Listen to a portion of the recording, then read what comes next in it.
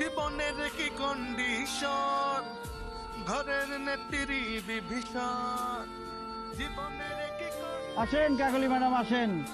শুধু দেশের উন্নয়নে কাজ করলে হইব, বাড়ি ঘরে কাজ করতে হইব না? বাড়ি ঘরের আবার কিসের কাজ? আপনি কানা হয়ে গেছেন, আপনি চোখে দেখেন না? এই জামা কাপড় ময়লা, হাড়ি পাতিল গুলা ময়লা, সব ময়লা করে দিচ্ছে। মা, যাও এগুলো ধুয়ে নিয়ে এসো। এই শার্ট গুলো তো আমি কালকেই ধুয়ে দিলাম, আর থালা বাটিও তো সকালবেলা পরিষ্কার করে তারপর ইউনিয়ন পরিষদে গেলাম।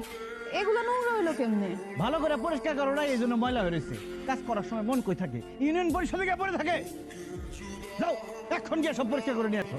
আমি ইউনিয়ন পরিষদে আজকে অনেক কাজ করছি, রাস্তাঘাট ভিজিটে গেছি, আমার শরীর অনেক টায়ার্ড। আমি এগুলো এখন ধুইতে পারবো না, থালায় রাখো, আমি পরে ধুইতেছি। অসম্ভব, এই সব কিছু এখন পরিষ্কার করতে হইব। জামা কাপড় এখন ধুইতে হইব, কালকে আমার মিটিং আছে। এই পরিষ্কার জামা পরে আমি মিটিং এ যাবো। আরে জামা গায়ে দিয়ে নাইলে মিটিং এ যাইবা, হাড়ি পাতিল গায়ে দিয়ে তোর মিটিং এ যাইবা না।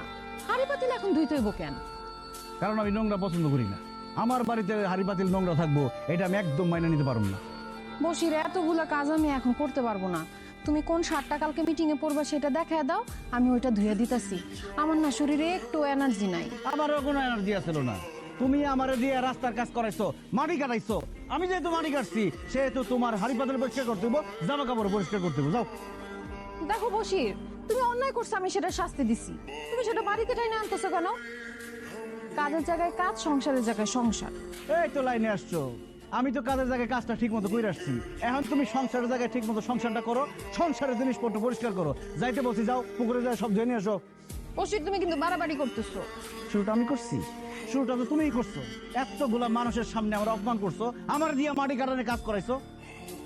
যাইতে বলছি না, এখন যাও, পুকুর ঘাটে গিয়ে সব পরীক্ষা করে নিয়ে এসো। তুমি না মানুষ না, তুমি একটা পশু। হ্যাঁ আমি পশু, আমি বান্দর পশু, আর তুমি বান্দরের বউ। ঠিক মতো পরিষ্কার করো, বান্দরের নাচ কারা করে দেখামো। তারপরে নিয়ে যাও। এক বনে বাঘ তুমি,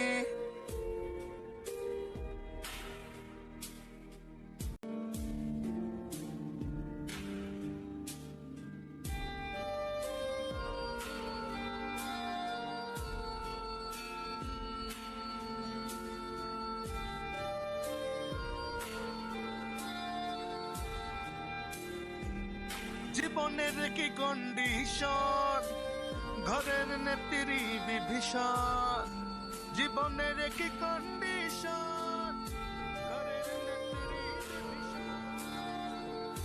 আরামে ঘুমাইতেছো তাই না? আরামের ঘুম আমি হারাম করতেছি।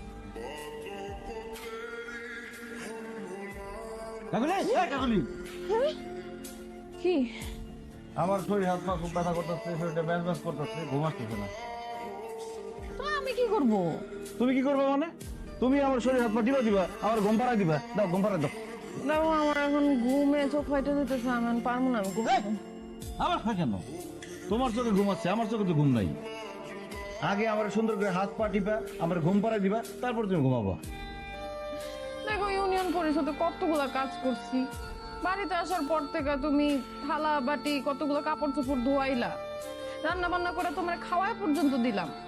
আমার এখন আর শরীরে কুলাইতেছে না, আমি পারবো না। কি বললা? পারবা না? না পারলে বিয়ে করছো কেন?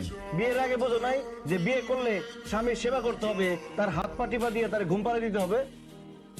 ঠিক আছে, তুমি যেহেতু হাত পা টিপা দিতে পারবো না, তাহলে আমার আর একটা বিয়ে করতে হবে। কি তুমি ফালতু কথা কইতেছো যত সব? আমি ফালতু কথা বলতেছি না, আমি সত্যি কথা বলতেছি। তুমি যেহেতু কাপড় ধুইয়া, থালা বাসন ধুইয়া, রান্না বান্না করে টায়ার্ড হয়ে গেছো, হাত পা টিপার শক্তি নাই, তাহলে তোমার হাত পা টিপার জন্য আরেকটা বিয়ে করতে হইব। দেখি কালকে বউ দেখতে যাবো। আচ্ছা না না, আমি আমি হাত পা টিপে দাও। সত্যি? ঠিক আছে, দিব। আজকেও দিবা না, জোরও দিবা না, মাঝামাঝি থাকবা। আর আমার ঘুম না আসা পর্যন্ত মাথা চলতেই থাকবো।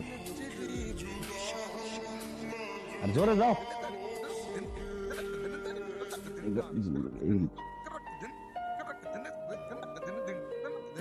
আরে কি দাও? থাই মাসাজের মতো দাও। বুঝলাম না, কই নেটেছে নাকি? এই এমনি ভালো লাগতেছে না, শুয়ে নি।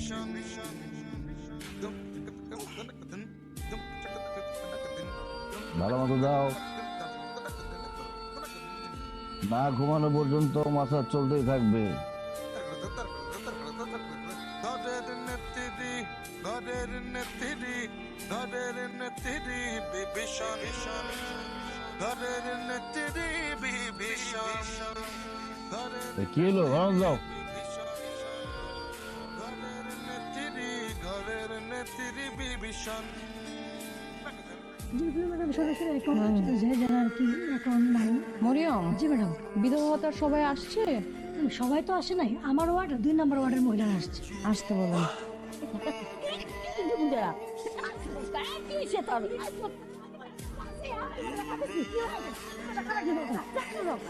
মরিয়ম, আপনি ওনাদের সঙ্গে চিল্লাচিল্লি কেন করতেছেন? ওনারা তো ফকির মিসকিন না, ওনাদের সঙ্গে আস্তে ধীরে ভালো ব্যবহার করুন। জি ম্যাডাম। আসতে বলেন। আস্তে আস্তে আসেন, আসুন আসুন আসেন। জি। খালার নাম হইতেছে ফুলবানু। এই যে ফুলবানু। জি। নেন। নেন খালা। আসেন। জুলেখা বেগম। জুলেখা বেগম।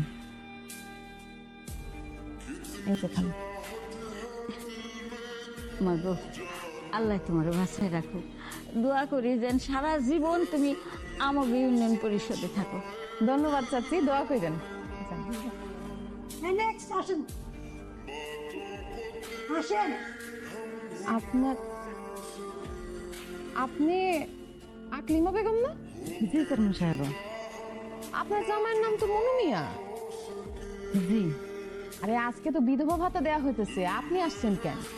ম্যাডাম, আমি তো বিধবা, যেন বিধবা ভাতা নিতে এসেছি। আপনি বিধবা মানে কি বলতেছেন এইসব? সেই দিন না আপনার স্বামী এসে রিলিফের চাল নিয়ে গেল। কি মানে ম্যাডাম, ওটা আমার স্বামী না, হয়তো আমার স্বামীর নাম দেখতো অন্য কেউ। এই একদম ফালতু কথা বলবেন না। আপনার স্বামীর মতো একটা দ্বিতীয় মানুষ আমাদের ইউনিয়নের মধ্যে নাই ম্যাডাম। সে একদম মিথ্যা কথা বলতেছে। আমি আসার আগে তার জামাইকে দেখে আসছি, সে দোকানে বসে বসে চা খাইতেছে, আড্ডা মারতেছে। বিশ্বাস করেন, আপনারা যারা দেখছেন, হ্যাঁ আমার স্বামী না, আমার স্বামী সত্যিই মারা গেছে। ঠিক আছে, মানলাম আপনার কথা, আপনার স্বামী মারা গেছে। এখন আমরা আপনাদের বাড়িতে যাব, আপনার স্বামীর কবরটা আমাদের দেখায় দিবেন। কি দাঁড়ায় আছেন কেন? চলেন, স্বামীর কবর দেখাইবেন। চলেন। না ম্যাডাম, কবর ধরাইতে পারবো না। আপনার স্বামী তো মারা যায় নাই, আপনি কিভাবে কবর দেখাইবেন? আপনার কত বড় সাহস! আপনি বিধবা না, আপনার স্বামী বাইচা রয়েছে, তারপর আপনি বিধবা ভাতা নিতে চলে আসছেন। মরিয়ম, জি ম্যাডাম। পুলিশে খবর দেন, ওনাকে আমি এখন পুলিশের হাতে তুলে দিব। এক্ষুনি দিতেছি তো। না না না ম্যাডাম, আমার পুলিশে দিবেন না। আমি ইচ্ছা করে নাই নাই, আমার জোর করে এখানে পাঠানো হয়েছে। আপনাকে জোর করে কে পাঠাইছে? কি আবার ওই বসের মেম্বার? আমগেন অনেকেরই স্বামী আছে, কিন্তু বসের মেম্বার আমগরে বিধবা সাজায় বিধবা ভাতা নেয়, নিয়ে তারপর আমগো 100-200 টাকা দেয়, আর বাকি টাকা সবাই নিজে নিয়ে যায়। আমরা কিছু কইলাম করে ধমক দিয়ে তারা দেয়। ম্যাডাম, আমরা যা করছি বসের মেম্বারের কথা করছি, তারা ভয় পেয়ে করছি। আমগরে মাফ করে দেন ম্যাডাম, আমরা এরকম ভুলা জীবনও করুন না ম্যাডাম। বশির মেম্বার এইভাবে 2 নাম্বারি করে সরকারের টাকা লুটপাট করে খাইতেছে, তারে উচিত শিক্ষা দেওয়া হবে। আকলিমা বেগম, আপনি সাক্ষী দিবেন। জি আছে মরিয়ম, সব ওয়ার্ড মেম্বারদের খবর দেন, বলেন আজকে জরুরি মিটিং ডাকা হয়েছে। জি ম্যাডাম। আমি আপনি বসেন, আসুন। আপনার নাম?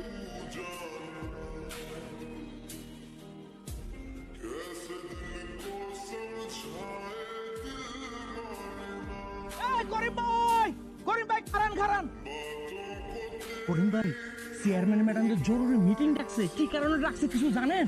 আমি কিচ্ছু জানি না, আমারও কইছে গিয়ে দেখা করার জন্য। তাড়াতাড়ি চলে, দেরি হয়ে গেলে আবার আরেক বিপদ হইব। চলে চল।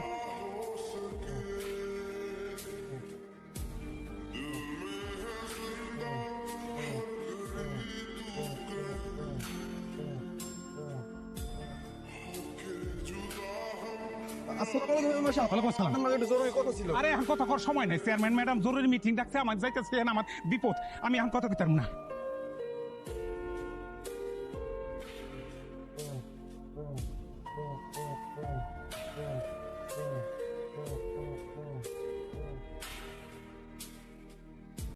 বিনা সাহেব, আর পিছন থেকে আবার ডাকতেছেন কেন? আরে আরে চেয়ারম্যান ম্যাডাম কি জন্য জরুরি মিটিং ডাকছে কিছু জানেন আপনি? কিছুই জানি না রে ভাই। আমি তো আমার ওয়ার্ডের 20 জন বয়স্ক ভাতার টাকা মেরে দিচ্ছি, মনো ম্যাডাম সেটা জানা ফেলাইছে। আল্লাহ আল্লাহ, আমি তো রাস্তাটা মধ্যে করে করতে পারিনি, টাকা খেয়ে ফেলাইছি। কপালে কি আছে আল্লাহ জানে। তাড়াতাড়ি চলে। তাড়াতাড়ি চলেন ভাই।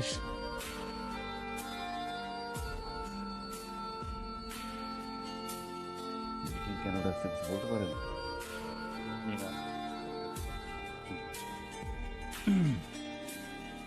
ম্যাডাম, আমাদের যে আজকে জরুরি ভাবে ডাকলেন, একটু বলবেন আজকে মিটিং এর আলোচ্য বিষয় কি?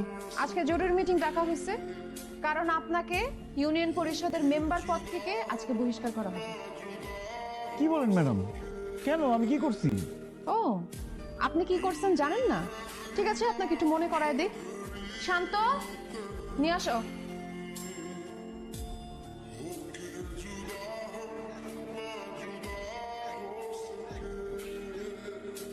বলেন, আপনার স্বামী জীবিত আছে, তারপর আপনাকে বিধবা ভাতা নেয়ার জন্য কে পাঠাইছে? এই যে বসের মেম্বার, এই টাকা নিয়ে আপনি কি করেন? আমরা টাকা নিয়ে বসের মেম্বার হাতে দেই, আর উনি সব টাকা নিয়ে আমার 100-200 টাকা হাতে দেয়। ফকিনের বাচ্চা, খবরদার, আমার বিরুদ্ধে উল্টাপাল্টা কথা বললে একদম থাপড় দিয়ে দাঁত ফালাই দেবো। বশির সাহেব, আপনার কত বড় সাহস! আমি এখানে বসে আছি, আপনি আমার সামনে একজন মহিলাকে বলতেছেন থাপড়ায় তার গালের দাঁত ফালাই দিবেন? সরি ম্যাডাম, ম্যাডাম তার কথা আপনি বিশ্বাস করবেন না। আমার তো মনে হইতেছে এটা আমার বিরুদ্ধে বিরোধী দলের কালামের একটা গভীর ষড়যন্ত্র। কারো কোনো ষড়যন্ত্র এখানে নাই। আপনার বিরুদ্ধে কিন্তু আরো অনেক অভিযোগ আছে। শান্ত, বয়স্ক ভাতা নিয়ে এসে কি কি করছে? মেম্বার সাহেব, কিছু মনে করেন না। ম্যাডাম, গত বছর বয়স্ক ভাতা দেওয়ার সময় আমাদের বসির মেম্বার সাহেব এফডিসি থেকে একজন মেকআপ ম্যান ভাড়া করে নিয়ে আসছিলেন। এরপর এলাকার ইয়ং পোলাপানদের গাড়ি মুজ লাগায় বুড়া বানাইছে, তাদেরকে দিয়ে বয়স্ক ভাতা তিনি নিজে নিয়ে গেছেন। ইয়াল্লাহ, কত বড় মিথ্যা কথা! বিশ্বাস করেন ম্যাডাম, এটা হইতেই পারে না, আমি এটা করি নাই। সবকিছুর প্রমাণ আমার কাছে আছে, আপনারা যান। আপনি যে অন্যায় করছেন এইটার জন্য আপনাকে শাস্তি পাইতে হবে, এবং আপনার শাস্তি হচ্ছে ইউনিয়ন পরিষদ থেকে আপনার মেম্বার পদ বাতিল করা হলো। আপনি যেতে পারেন। ম্যাডাম, এইবারের মতো আমাকে ক্ষমা করে দেন, আমি কথা দিয়েছি জীবনে আর কোনোদিন এই কাজ করবো না। আপনি কথা বলেন না কেন? আপনি একটা দুর্নীতিবাজ, আপনার কোনো কথা তো আমি শুনবো না। আপনি যান এখান থেকে। ম্যাডাম, আর একটা সুযোগ দেন, আমি আর জীবনে কোনোদিন 2 নাম্বারই করবো না। আপনারা কিছু বলেন না কেন, বলেন। জি জি জি, আমাদের এখন কথা বলা উচিত। আর ম্যাডাম, আসলে মানুষ তো আমরা কেউ ভুলের ঊর্ধ্বে না, মানুষ ভুল করবে, এটাই স্বাভাবিক। বশির সাহেব যেহেতু তার নিজের ভুলটা স্বীকার করছে, সেই ক্ষেত্রে আমার মনে হয় কি যে বিষয়টাকে বিবেচনায় এনে আপনার ভেবে দেখা উচিত। ম্যাডাম, কথায় আছে না, পাপকে ঘৃণা করো, পাপীকে নয়। যেহেতু উনি একটা অন্যায় করছে, ওনাকে একটু সুযোগ দেন পাপটা মোচন করার জন্য। তাই আমার কাছে মনে হয় বশির সাহেবকে এবারের মতো মাফ করে দিয়ে তার পাপটা চিরদিনের জন্য মুছে দেওয়ার একটা সুযোগ করে দেওয়া উচিত। ম্যাডাম, আমি একজন সিনিয়র মেম্বার, 3বার নির্বাচিত হয়েছি। সে যখন তার ভুলটা বুঝতে পারছে, এইবারের জন্য মাফ করে। এরপর যদি 2 নাম্বারই করে, তার পরিষদ থেকে বার করে দিবেন, আমরা কিচ্ছু বলবো না। ঠিক আছে, আপনারা সবাই যেহেতু বলতেছেন, তাকে এবারের মতো মাফ করলাম। তবে একটা কথা কান খুলে শুনে রাখেন, এরপর যদি কেউ 2 নাম্বারই করেন বা দুর্নীতি করেন, তাইলে আপনাদের সাথে সাথে বহিষ্কার করা হবে। জনগণের সেবা করার জন্য মেম্বার হয়েছেন, সেই কাজটা মনোযোগ দিয়ে করেন, নাইলে কিন্তু আপনাদের পরিণাম হবে ভয়ঙ্কর। আসতে পারেন আপনারা।